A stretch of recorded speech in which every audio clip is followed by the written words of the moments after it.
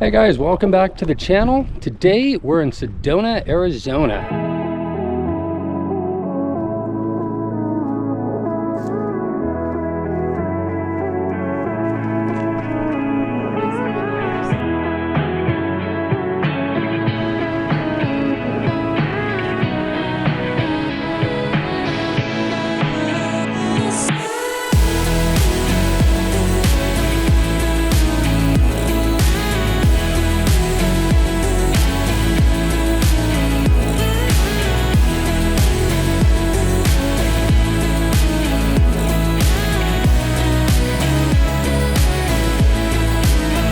This is our second day of our Southwest road trip to New Mexico, and we're going to spend all day here in Sedona. We're at the Red Rock State Park Ranger Station here. It's one of the scenic vistas. We're looking north towards Sedona.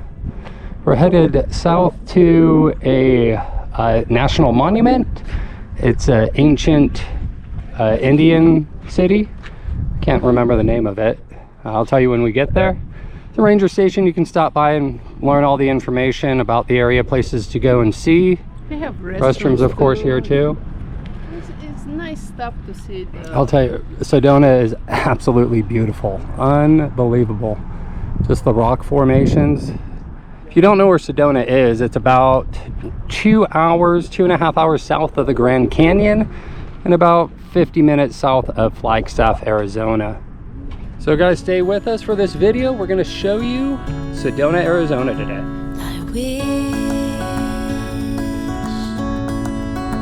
I wish I knew. The first stop today is Montezuma Castle. Yep, it's a national monument. We're doing some reading, and it's the third national monument dedicated to, and we flew right by the sign. We'll get it on the way back. It's the third national monument dedicated to Native American culture, artifacts, and historic sites. Wanna be right where you are.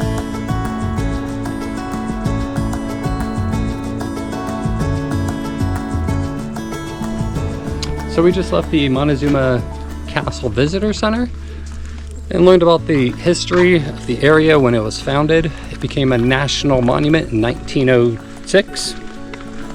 They believe that it was inhabited by people up until like 1420 or so, and there's no evidence of people here actually living on the site after that.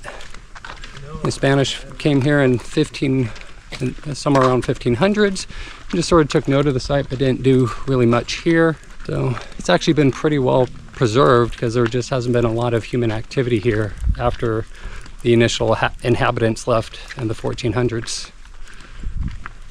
And that's my really quick and probably not so accurate history of this area. So let's go check out Montezuma's castle. There it is. One of the dwellings built in here into the cliffs. Just amazing, really cool. I guess that was the penthouse.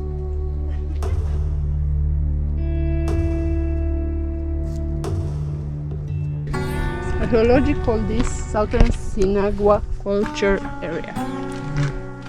The Southern Sinagua Culture Area. So that's not a real name. It was a name given to the people here.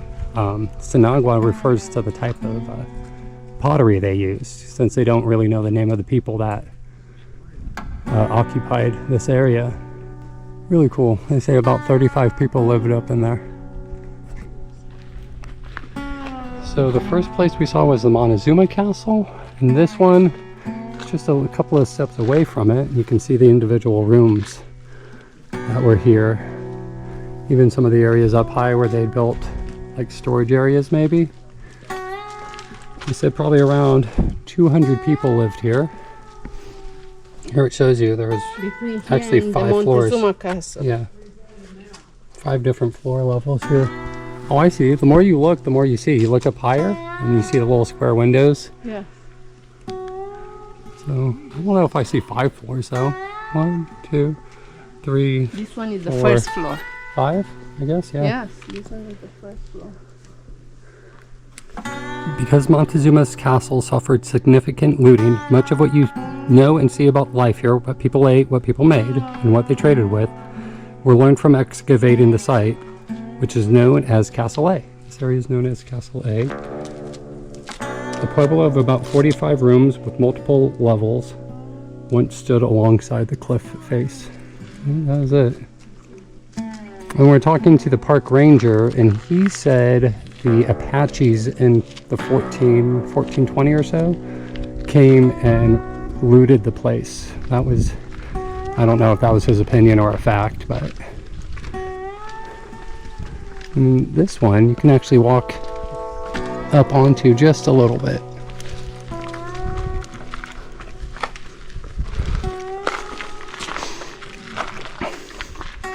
Looks like some of the stuff on the lower level was rebuilt. I wonder how much of this was original and how much is rebuilt. Been so many years. So. Yeah. Like you can see, the original walls are a little different from where the Park Service tried to protect the site. We're reading one of the signboards around here explaining the different caves, and I've never heard this. Archaeologists call these little ones they make cavates.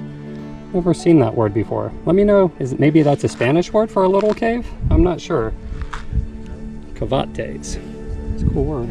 I guess it means a little cave. We're going to continue along the path here. It's too bad they had to wrap up a bunch of the trees because people kept carving their names in them. And get up to 100 degrees today. It's a little warmer than I would like, but still beautiful time to be here. So this is Verde Creek. This is why the community was probably originally put here. A lot of agricultural and farming. The riverbanks here are super, super rich, fertile soils. They dug ditches to carry creek water to irrigate the field of corn, beans, squash, and cotton they cultivated on the flat patches of creek bottomland. They also hunted animals attracted by the creek and gathered creekside plants. You guys didn't know, all those crops were cultivated first originally in the Americas. Corn, beans, squash, tomatoes, they're all native to North and South America. So here in the park they have a lot of the trees, the native trees are listed as to what they are and what their uses were. It's a juniper tree here. They used to use the berries and the bark for all sorts of things. Back there we saw a mulberry tree. You come to these sites and you learn about how agriculturally advanced these civilizations were. It's really amazing. How they learned how to propagate corn, how to grow it, how to breed it to make corn. You know, the different trees that they've brought in and planted, and it's really amazing. Like half of these things, I've seen them all over the Southwest, but I never knew that they were food sources. You got a buddy? So cute. Oh, you got another buddy, huh? That's Some lizard guy. lizard guy. Oh, But another that one one up was there. cute. Oh. And they all ran away. All right, we spent about an hour here. That's about all the time you need. We're gonna move along, and I think we're gonna go up, I think it's called Oak Creek Road. It's the scenic road in Sedona. So come along with us as we explore more around Sedona.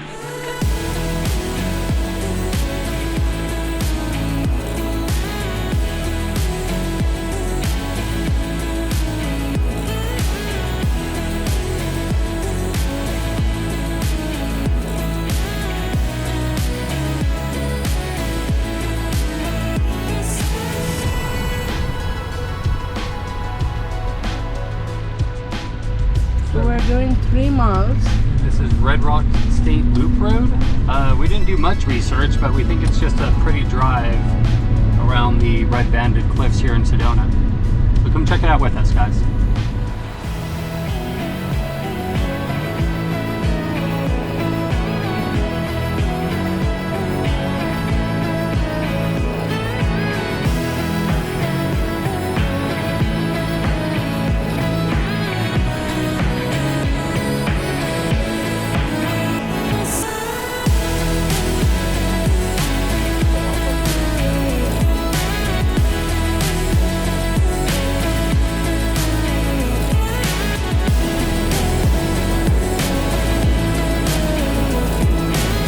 Alright, so we're out here in the Fay Canyon Trails area, and we're going to discuss what of these trails, but as you can see, there is trails everywhere around here.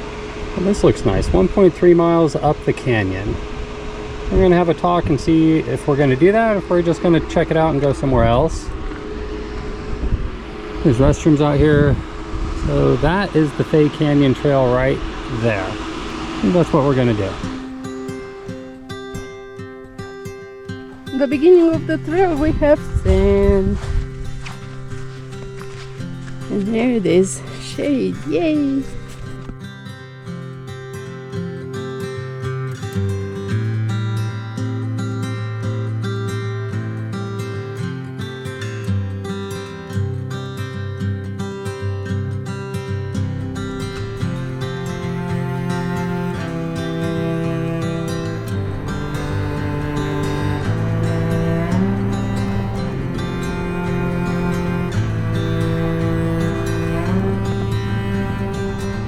Just went through downtown Sedona going north, and now we're on 89A, the 12-mile recreational drive on Oak Creek.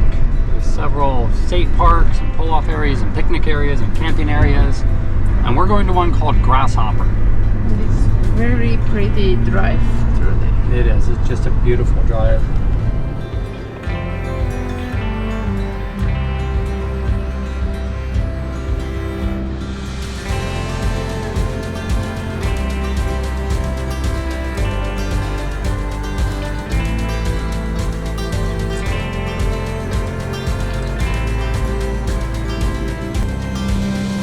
People are jumping here.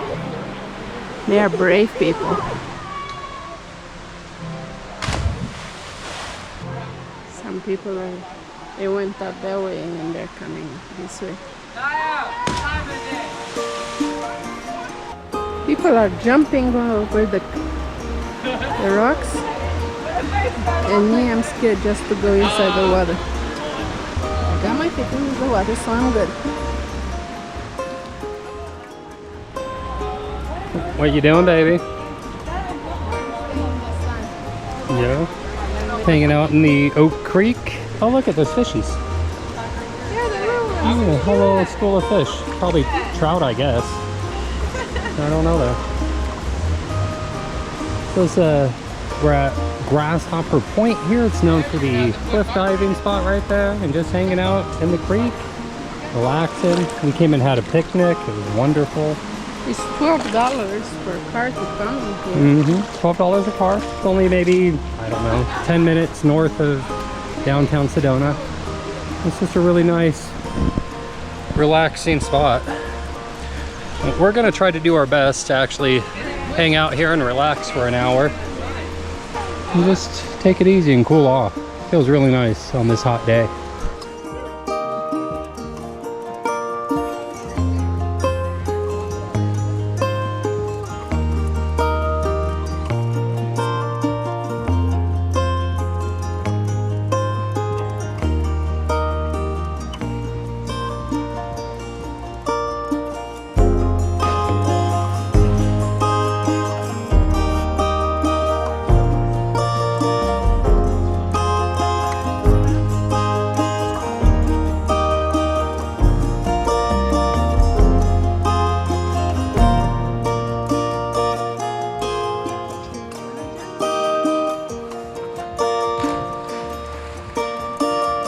Alright, so we're done here at Grasshopper swimming area. It's a fun time. What'd you think? You like it? I like it. We just enjoy our time here with the feet in the water. We didn't jump, we didn't swim, but it was nice and cool and relaxing. It was a good spot for a picnic too. Lots of shade. No picnic benches, but we just brought it right down to the creek here. So next we're going to go check out downtown Sedona. Yeah? Let's go with us. Come on, let's go. So we're back in the downtown area. We're checking out, I have no idea how to say that, but this is a historic building. There's a ton of different shops in here and restaurants. A guy playing the violin, if I could call it. Let's go see what there is to do around here. It's a really pretty little garden here, courtyard area. We just entered in and there's some souvenir shops and there's a statue shop, knick-knack shops. Most of the things here shut down at 6 o'clock, and it's right at 6. You can get your tours here and all that too. This is a pretty old building. I guess I better look up online the historic significance of this area and this building. And we have another busker over here.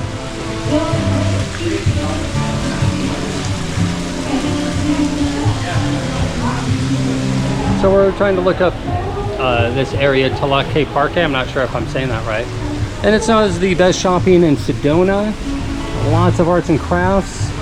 It's an older building, a little historic building, and it's just nice with these closed-in courtyards. There's tons of shops and restaurants here. They do a bunch of weddings here. This is the wedding venue.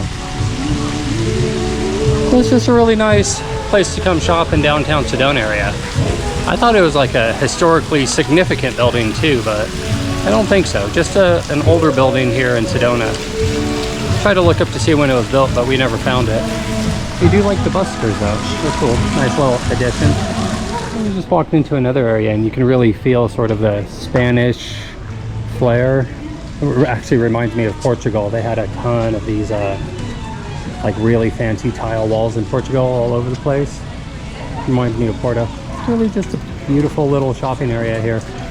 There's an outdoor shops as well. It's a historic site. They even have a bell over there. It's a little shop, a restaurant, art gallery, shopping. Very cute place.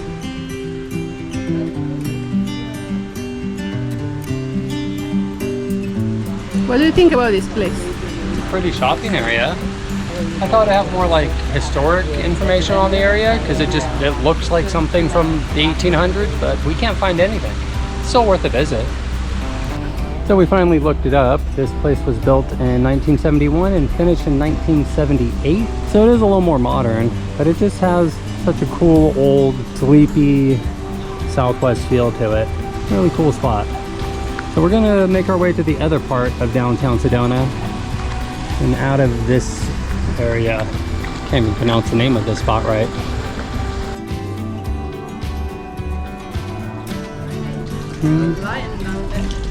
It is. It's a really well-decorated shopping area.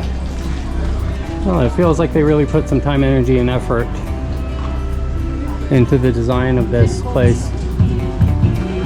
Alright, so we moved over, maybe a half mile away. Now we're in the normal downtown Sedona area.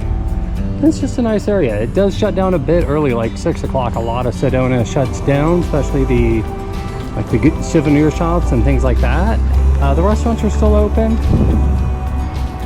To me, this is one of the best times of day to walk around. It's cooled off a bit. The sun's gone down. It leaves these long shadows on all the sceneries. Yeah, I think it looks the best this time of day. I found the kids playing.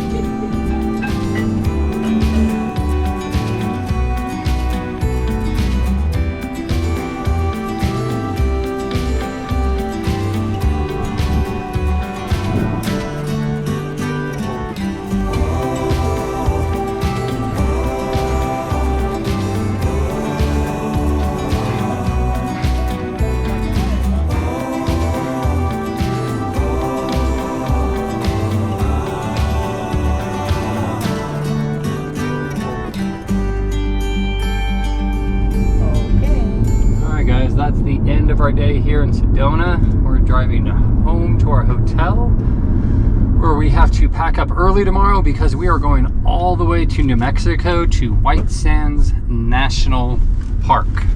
We've never been there before, so we're really looking forward to it.